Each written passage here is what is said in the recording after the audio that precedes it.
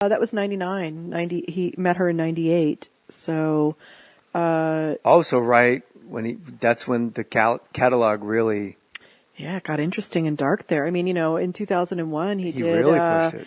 He did the HBO special, Life is Worth Losing. And before that. Life is a zero-sum game. And the story about this, which is, that before 9/11, he had, way before 9/11, this was in February of 2001, the name of that HBO show was going to be, I Kinda Like It When a Whole Lot of People Die. And then 9/11 happened, and he was going to do a show a month after 9/11, and HBO came to him and went, and he went, yeah, don't worry, we'll be changing the name of that. And the sentence stayed in the special. Yeah, sure. And he did the whole chunk about it's entertainment, take a fucking chance. Yep. It's entertainment. Yep. And when you live in New York, you have a front row seat. Yep. Carlin Home Companion is an hour and a half. There's an intermission. Yes. And you show... Chock full of things. You show slides. I show videos. Video. And pictures, home pictures, family pictures. And I gotta see this show. You do, honey. What are you doing August 30th? I'm coming to see this show. Hello, yes. Wait, did you say August 30th? I did, Thursday. I don't have a babysitter. Well, you've got fucking a month to get one. You don't understand. They're going on strike. Well, this giraffe will babysit. Bring the kids. I will find someone on the streets of Wilshire to babysit your children. What can happen? Your show, what do you do when not when the show's over, but like when you're done doing Carlin Home Companion, what do you do after that? I don't know. We'll know. We'll know when we get there. I mean, you have to have a 5-year idea in your mind. No, I mean, I don't know. I mean, the work I want to do in the world is a lot of what I do with my podcast. I want to talk about the big, interesting issues of things that are going on the planet. I'm also a life coach. I do a lot of that working. I would love to do more public speaking in that direction and do a TED Talk or something like that. What would you, if you were my life coach? I'd love a TV show to, do something on television interview type of show or, some. You'd be great. It'd be fun. I have my own Sirius XM show now. I do interview comics, which is fun. Jay, we do need to have you on. I was going to say thanks for the invite. Mm-hmm. Like you and your buddy Provenza, season 4 of The Green Room. Whoa. What happened? Whoa. Hey, we got canceled. There's no more Green Room on Showtime. Really? Yeah, no, they picked up the other comedy and the Set List show? Set List is being shot for Sky Atlantic TV for the UK right now. I don't even have to be on TV. I just want to do something neat. We would love to have you. But forget all that noise. I want to go back to you. Yes. I'm doing okay.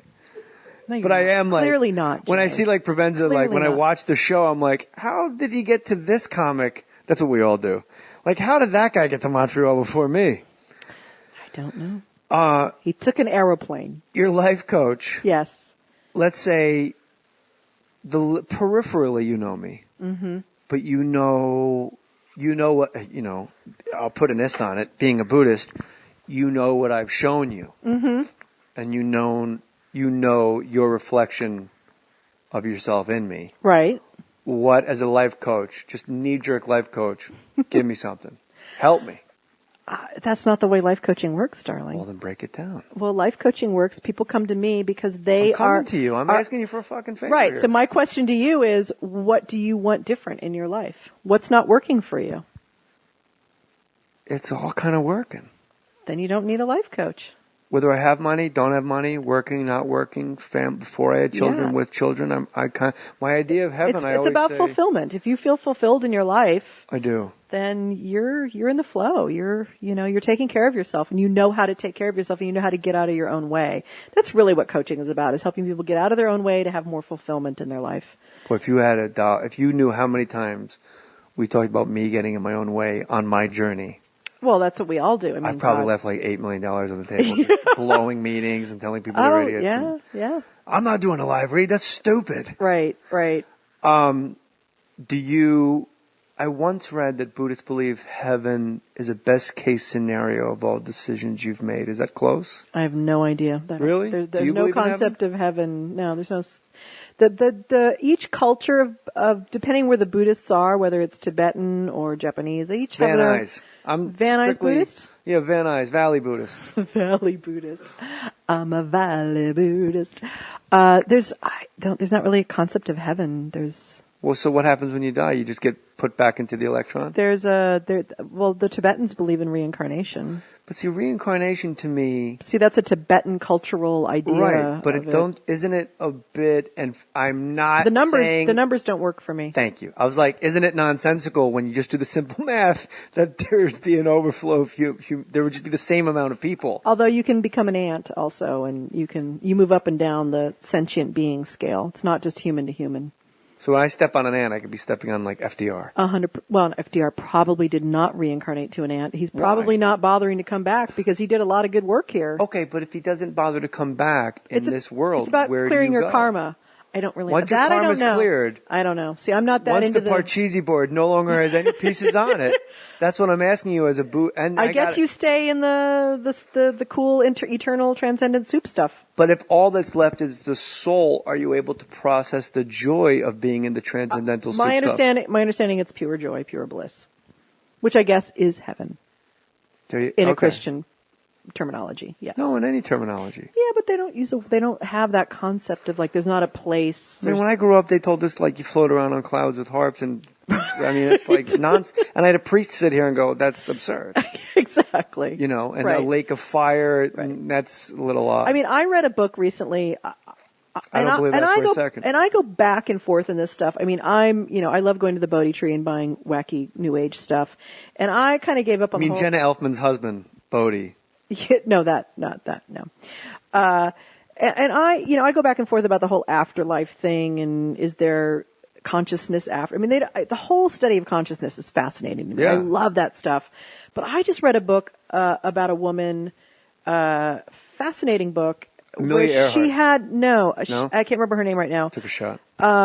She had this afterlife, near-death experience she had, and she talks about it, and these doctors were there for her, and these doctors are now studying her because she had cancer and was dying, had this near-death experience, came back to life.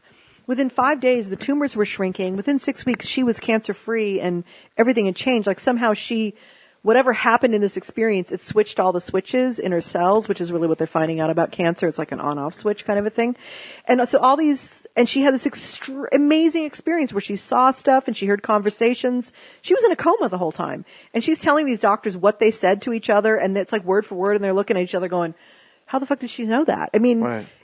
So I read this book and I'm like, okay, now part of me, once again, the seeker, the agnostic, the person who doesn't know for sure anything, I go, wow. Maybe. Who knows? And won't that be cool if that's it? Here's my theory about the afterlife. If there is one, yay, that'll be fun, that'll be cool. We'll all meet together, we'll all be electrons, we'll all be hanging out, whatever it is.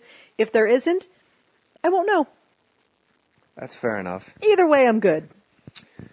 Heaven on earth is what I always say. More of this. This is heaven to me. I mean, I never thought sitting in my garage with friends would have 250,000 people like that's through appointment viewing. Yeah. But see, this is what we're craving as humanity right now. And you and I as performers, look at me, to quote, Sir Laurence Olivier, why you act in the first place. Right. I just want people to look at you. Yeah. It's the perfect medium. Yeah. And it was Kevin Smith that told me. I said, so this is like the future? He goes, oh no, bro, this is right now. Yeah. Like you're paddling on the surfboard and the waves just going up behind you. So people like you and I that like to talk, and especially when we have like grown-up conversations with them, because we've had like absolute nonsense. Most of my podcasts degenerated to the most nonsense. Some of mine are like that too. They're real fun. Making fun of athletes, really. Nice. Like Greg Proops was here earlier. He was on my show yesterday. He is the most interesting man in the world. He really is. Not that Dos Equis guy. No, I love Greg. He's on my SiriusXM show this Sunday on Raw Dog. He's like, if I was going to marry a guy, if I didn't have to have sex with a guy I could marry, like, there's no reference. Yeah. That he doesn't catch, or if he doesn't catch it, asks you to explain it in a way where you can do it quickly. Right. Where you're not like driving from like Barstow to Baker still talking about fucking Baby Jane, it was a movie, and then Joan Craw, he just goes, no, it was a movie, she's crazy this, and the sister, and she says her dead, but you are in the chair. Hey, let me tell you about the Pepsi Max 2012 Field of Dreams program. For the second straight year, Pepsi Max has asked fans to vote for their dream team of living baseball legends in the American and National Leagues. Now, Kelly Carlin is all over this. She's already voted. 2 consumers have won the experience of a lifetime. The American League winner was Johnny Parati from Rochester, New York. The National League winner was Stephen Katchmark from Washington, D.C. Now it's up to you guys to decide which of these guys' hometown will host the Pepsi Max Field of Dreams game by voting at MLB.com/Pepsi Max. Now, you may say to yourself, why do I care which one of these guys that I'm not gets to host this game? I'll tell you why. Because Pepsi Max is sponsoring a podcast. It's kind of a big deal that a soft drink said, sure, we will be a soft drink sponsoring a podcast. So I would like to keep that going and keep the door open for the Kelly Carlins and, the Kevin Smiths, the Hollywood Babylons of the world, and the Crab Feasts and the Jim Manettis and the Ralphie Mays. That's kind of a neat thing. They were like the first huge company to tap into this. So if you go to MLB.com/Pepsi Max and vote, they will know that you came from here, and then Pepsi will go, there might be something to this podcast advertising. American League team has Yogi Berra, Rod Carew, Cal Ripken Jr., Reggie Jackson, Brooks Robinson, speaking of the Crab Feast, Ricky Henderson, Dennis Eckersley, National League team Johnny Bench, Stan Musial, Andre Dawson, Randy Johnson, Fred McGriff, the Crime Dog, Mike Schmidt, Ryan Sandberg, Ozzie Smith. Go vote. MLB.com/Pepsi Max. Even if you don't care, vote and show Pepsi Max that them sponsoring Mohr Stories is a rad idea and one that they should continue to do. And you guys are great. Thanks for filling up Kelly Carlin shows. And thanks for listening, and we'll talk to you soon. It is. Do you feel fulfilled? I do right now. I am. I feel like I'm doing my work in the world. And when do you feel unfulfilled intermittently? Or is it prior to this project? I felt unfulfilled for about 2 decades, deeply unfulfilled, craving, yearning to do my work in the world. How much of that is knowing that you're following the footsteps of the greatest that ever did it? I think it was just that I was too afraid to step up and fail or make a mistake or put my 2 cents out there for fear that... Did you think about changing your name? I did for a long time. My first marriage, I changed my name. And then when I married Bob, I was Kelly Carlin McCall. As a therapist, I was Kelly Carlin McCall. And then when my dad died and I knew that I was stepping forward into the limelight and I'm working with my dad's manager who also helps me run my dad's estate. Also, by the way, Daryl Wright's managers. Yes, Mr. Hamza, Jerry Hamza. And he said, you can do Carlin McCall, of course. But he goes, you know what? The world is fast and people need a shortcut and everything. And it's just easier for people. And I have no baggage one way or another. I am a Carlin, but the bottom line is I'm a woman. Only name I get is Kelly, and I got to have some guy's name after it. So I can't make up a name for myself. So is it my dad's name or is it my husband's family name? It's a guy's name. And I'm a Carlin. I really am a Carlin. I get that. I'm a thinker. I'm a person who wants to push buttons. Not like my dad did, but I love pushing buttons and people. You like I love pushing, changing minds. like Winchester Mystery House buttons. I do. My favorite. And when I was on your podcast, we went up a lot of flights of stairs. Some went into brick walls. Some led into like beautiful libraries we didn't know were there. Exactly. We were talking about death and reincarnation and other levels of consciousness. Yeah. I was asking you about mantra or mantra? Mantra. Mantras. Yeah. Mantro, I like to call it. And and it's funny, like I love just delving into things and broadly. I love being the big bird's eye view, like my dad. I love the big subjects, and I love being the one who's sitting out maybe at the moon and checking things out and looking at Earth and going, okay, why is humanity doing this now? So I love that kind of stuff. And so I'm a Carlin, and I don't have the need. I was just thinking about this the other day, like why. I'm funny. I can make people laugh. I've made you laugh today. I've made you laugh today. But I don't have a need to get up on a stage and prove that I'm funny. And I don't know how to write funny. Like when it's time for me to sit down and if someone says, oh, in that personal essay you're doing, make it funnier. It's the fucking death knell for me. I can't do it. Give me a call. I'll doctor that shit up. I don't have that. But I love being funny. I have a bright, funny mind. But I don't have a need to go up on stage and prove that I'm funny to a live audience. I don't have that. What's weird is I used to have it insatiably. Yeah, what is that? But then you get to the point where I need to go out and make people laugh because I have a mortgage. Yes. And I don't at any moment. Yeah. Like I never go to town to work shit out because it's like if I think of it, I know it's funny and I know it'll work. It's just a matter of being in front of the audience, having bullet points and like water going downhill, see where this goes. And I know where you got to have a place to end it. You need a button, right? Right. But I've never gone like, maybe we'll go to the Laugh Factory, work out that bit about bands that talk too much on stage.